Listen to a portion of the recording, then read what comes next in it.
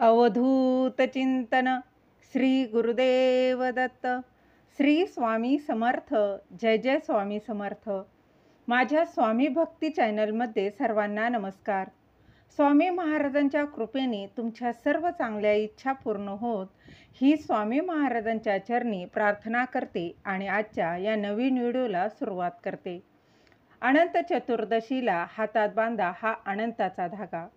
हा उपाय वर्षातून एकदाच करता येतो. हा धागा कसा व कुठल्या हातात बांधायचा, त्याचबरोबर हा धागा बांधताना कोणता मंत्र बोलायचा, तर याची संपूर्ण माहिती या व्हिडिओत जाणून घेणार आहोत. तर त्यापूर्वी तुम्ही माझ्या स्वामी भक्ती चॅनलला सबस्क्राईब नक्की करा. बऱ्याच लोकांना हा अनंताचा धागा म्हणजे काय, त्याचबरोबर अनंताचा धागा का बांधला जातो हे माहीत असेल. त्याचबरोबर काहींच्या हातात आधीच बांधला देखील असेल. तर बघा, केंद्रात हा अनंताचा धागा तुमच्या जर जवळपास केंद्र असेल तर तिथून तुम्ही हा अनंताचा धागा आणू शकता, किंवा केंद्र जवळ नसेल तर अगदी पूजेचं सामान ज्या दुकानात मिळतं तिथे देखील तुम्ही अनंताचा धागा तिथून आणू शकता. त्यालाच रक्षासूत्र असं देखील म्हटलं जातं. तर हा कसा बांधायचा, का बांधायचा याची माहिती आपण जाणून घेऊया. अनंत चतुर्दशीच्या दिवशी आपण गणरायाला भावपूर्ण निरोप देऊन त्याचं विसर्जन केलं जातं आणि याच दिवशी अनंताची पूजाही केली जाते आणि हा अनंताचा धागा बांधला जातो. अनंत चतुर्दशी दोन गोष्टींसाठी महत्त्वाची मानली जाते. गणेश चतुर्थीला मोठ्या भक्तिभावानं घरोघरी श्री गणरायाचं आगमन होतं. 10 दिवसांच्या पारंपरिक या उत्सवानंतर गणरायाचं अनंत चतुर्दशीच्या दिवशी विसर्जन केलं जातं आणि याच दिवशी अनंताची पूजाही बांधली जाते.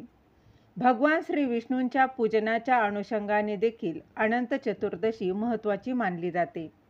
या दिवशी भगवान श्री विष्णूंचं अनंत स्वरूपात पूजन केलं जातं, पूजा केली जाते आणि अनंत चतुर्दशी ही भाद्रपद महिन्याच्या शुक्ल पक्षातल्या चतुर्दशीला असते. तर यंदा ही अनंत चतुर्दशी 19 सप्टेंबरला आहे. या दिवशी भगवान विष्णूंची पूजा केल्यानंतर 14 गाठींचं हे अनंत सूत्र म्हणजेच रक्षासूत्र हे हातात बांधलं जातं.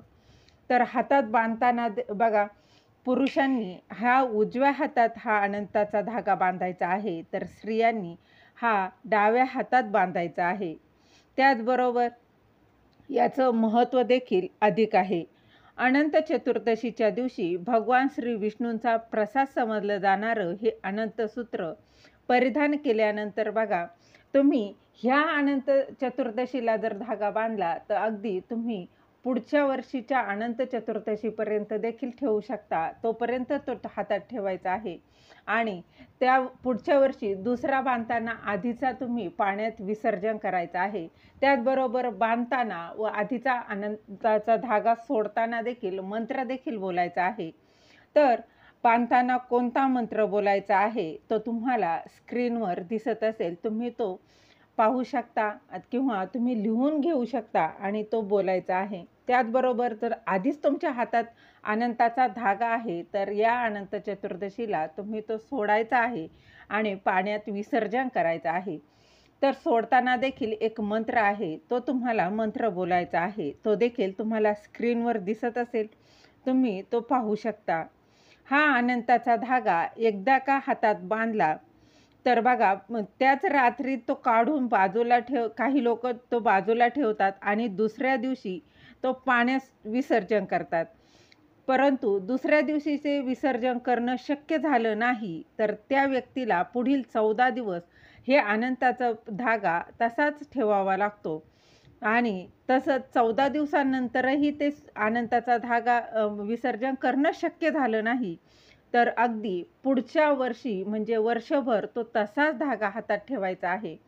त्याचबरोबर अनंताचा धागा बांधल्याने खूप असे फायदे होत असतात. त्याचबरोबर अनंत चतुर्दशीच्या दिवशी हा धागा बांधला जातो. एरवी तो बांधला जात नाही, त्या दिवशी त्याला विशेष असे महत्त्व आहे.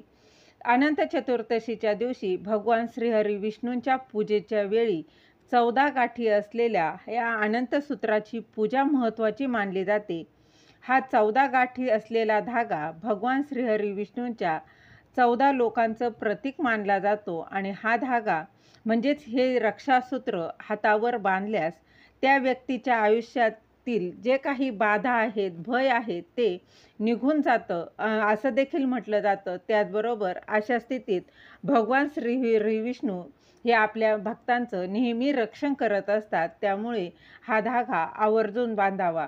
अनंत चतुर्दशीच्या दिवशी स्नान करून भगवान श्रीहरी विष्णूंची विधिवत पूजा करून अनंत चतुर्दशीच्या कथेचं पठण केलं जातं आणि त्यानंतर हा सुती धाग्याला हळद कुंकू लावायचं आहे बघा. आणि नंतर तुम्ही हे रक्षासूत्र हातात घ्यायचं आहे आणि मंत्र देखील बोलायचा आहे आणि मंत्र बोलून झाल्यानंतर पुरुषांनी हा उजव्या हातात बांधायचा आहे, तर स्त्रियांनी हा अनंताचा धागा डाव्या हातात बांधायचा आहे.